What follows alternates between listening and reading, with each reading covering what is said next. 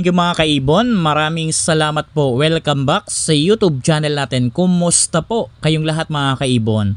For today's video, sasagutan naman tayo ng katanungan ng mga kaibon natin. Medyo marami-rami po itong katanungan sa atin ng mga kaibon natin. Yung iba po kasi ditong katanungan, mga ID ng mga painakay. Dadandahanin ko na lang po para mas lalong maintindihan. Lalong-lalo na po yung mga kaibon natin na nanonood. At doon sa kaibon natin na nagtatanong, sana po magkaroon kayo ng konting kaalaman at konting idea. Ito po yung munang katanungan sa atin ng kaibon natin. Ang tanong, Good PM sir, paano po ang gagawin pag kinalbo ng kak yung hen na sobrahan po ata sa pagkukutuhan? Salamat po in advance. Mga kaibon, disclaimer lang. Ang isi-share ko dito ay base sa kaalaman ko at karanasan ko sa pag-aalaga po ng mga ibon. About po dito, sa katanungan sa atin ng kaibon natin na nasobrahan sa pagkukutuhan dahil nakalbo na yung hen ni sir, kinalbo na ng kak. Alam nyo po mga kaibon, naranasan ko po ngayon ang ganitong senaryo. Meron tayong breeder na talagang medyo nakalbo po yung part ng sa may ilong. Ang rason talaga po sa ganito, nasobrahan po talaga sa pagkukutuhan. Buti na lang mga kaibon, yung breeder natin, nagkaroon sila ng itlog at nagkaroon ng inakay.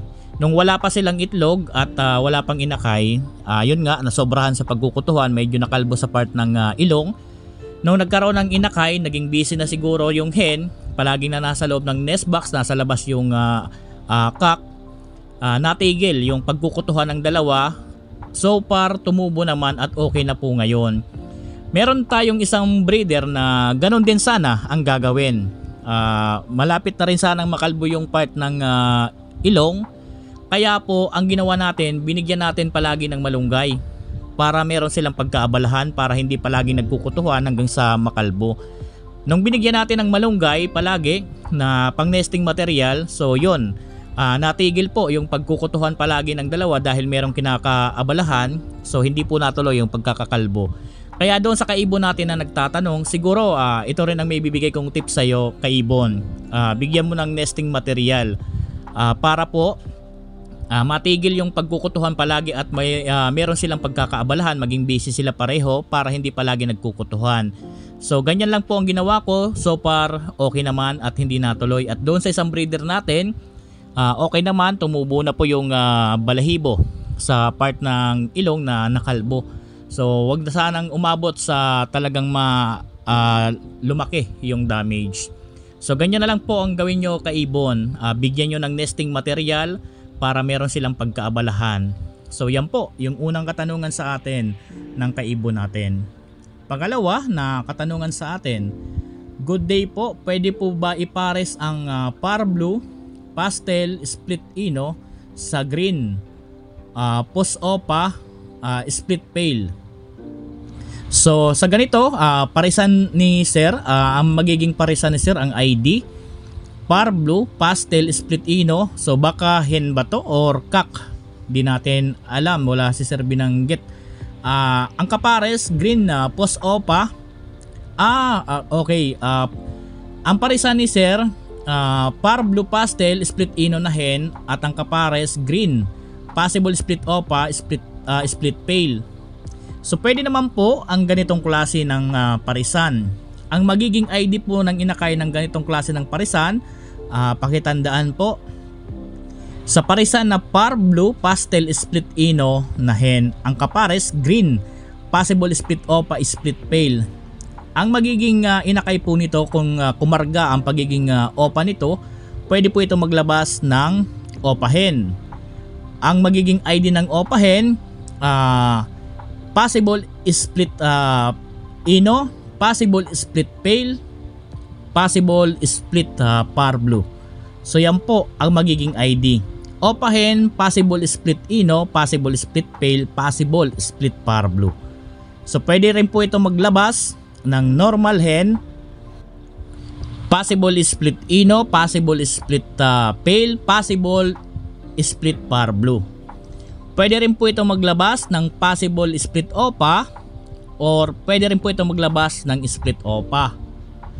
Ang magiging ID po nun, possible split ino, possible split pale, possible split par blue. So yan po ang magiging ID ng inakay ng ganitong klase ng parisan. Kaya po tinawag dito na merong ilalabas na possible split OPA dahil po sa ganitong ang klase ng parisan. Masasabi lang natin yan na possible split OPA para sa akin kung wala pang nilalabas na visual. Pero kung merong nilabas na visual, yung kak nyan, para sa akin merong kargang OPA yan. Kahit po itis breed mo pa yan. So yan po ang pangalawang katanungan. Pangatlong katanungan sa atin ng kaibon natin. Sir, may parisan akong Lutino na kak. Ang kapares green OPA na hen. Ano po ang magiging ID ng anak nila? So ganito po ang parisan ni Sir. Lutino kak, ang kapares green OPA na hen. So yung green OPA walang dugong ino. Tapos yung Lutino ni Sir wala din dugong OPA. So ito po ang magiging ID ng inakay niyan. Maglalabas po yan ng normal hen split ino. Maglalabas din po yan ng split OPA, split ino na kak. So yan po ang magiging ID niyan. Pang-apat na katanungan sa atin. Good day idol, tanong ko lang, nakakataba ba ang canary seeds na plain sa ALB? Salamat, God bless po. So base sa experience ko mga kaibon, itong canary na plain, para sa akin lang, sa tingin ko sa mga alaga ko, parang pang maintenance siya na talagang hindi naman talaga totally tataba na magkakaroon ng sapula. Huwag nyo lang pong hahaluan ng napakaraming sunflower at huwag nyo rin pong dadamihan yung pagbigay. Yung canary kasi na plain ng yan, meron pong mataas din po yan na protein. Kaya nga dati, ang mix ko ng patoka simula noon pa talaga, pero binago na natin din. Kapag nakondisyon na natin yung mga alaga natin noon na okay na yung katawan, medyo mataba na talaga, ang patoka na lang natin noon na binibigay sa mga alaga natin, canary plain saka white millet. Kung medyo matatagal na talaga kayo dito sa YouTube channel natin, nasubaybayan nyo yan, ganyan po yung patoka natin dati. So sobrang mahal na kasi ng canary, kaya po talagang nagbago rin tayo. Alam nyo naman, talagang mahal, mataas masyado ng presyo. Noon, medyo okay pa ang presyohan ng canary, kaya doon tayo nag-maintain.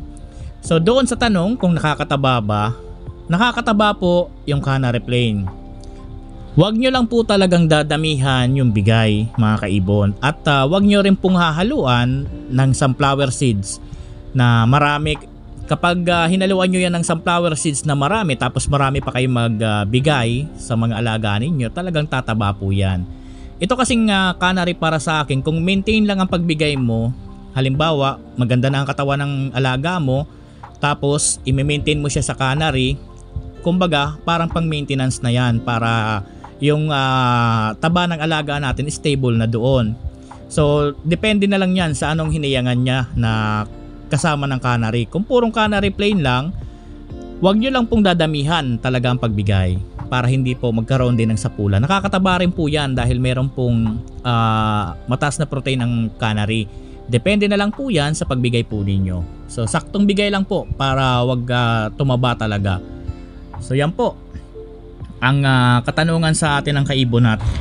Panglimang katanungan sa atin mga kaibon, boss, ano ba ilalabas ng parisan na Lutino OPA, ang kapares Cremino OPA? Salamat po. Sa ganitong klase ng parisan mga kaibon, pwede po ito maglabas ng Lutino OPA, split par blue. Pwede rin po ito maglabas ng albino OPA, split par blue. So yan po. Pero kung merong dugong par blue, yung Lutino OPA mo, pwede po yan maglabas ng Cremino OPA. At pwede po yan maglabas ng tatlong klaseng ino. So yan po yung panglimang katanungan sa atin.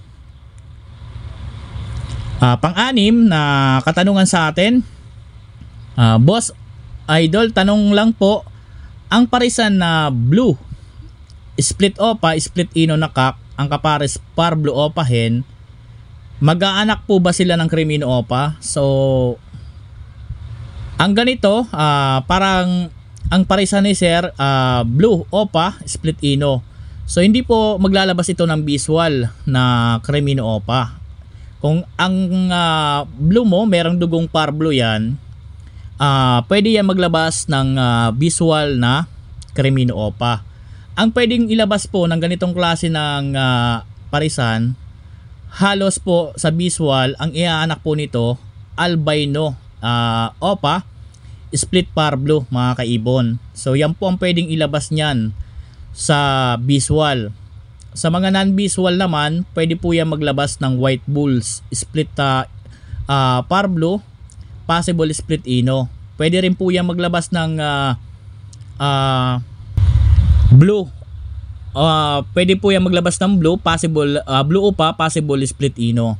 Alam nyo kasi mga kaibon, ang Par Blue, halimbawa po meron kayong blue, pwede po yan ma-split sa Par Blue. Ang Par Blue kasi mutation po yan, mga kaibon. Ang iba nating kaibon, yung sinasabi nila na yung blue hindi may split sa Blue series. Ang blue po, iba rin po ang mutation ng blue, iba rin po ang mutation ng Par Blue. Pareho lang po yung Blue series pero magkaibang mutation po yan. Yan po ang tatandaan po ninyo, mga kaibon.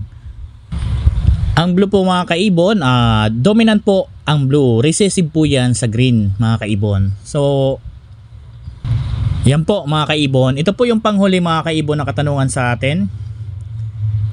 Yellow Bulls Opa Split Ino na ang kapare Sable Lutino na hen. Makakapagpalabas po ba ng makakapagpalabas na ba ng Lutino Opa line? So, magkakaroon po ito ng inakay na 6 link. Lahat po ng inakay po nito, 6 link. Pwede po yan maglabas ng visual Lutino Opa line, 6 link na hen. At pwede rin po yan maglabas ng Split Opa na Lutino, 6 link cock. At sa mga non-visual, mga kaibon, pwede po yan maglabas ng ganon din, 6 link po. Lahat po yon split sa Ino, yung mga anak po nila na non-visual. Pwede po yan maglabas ng Yellow Bulls. Pwede po yan maglabas ng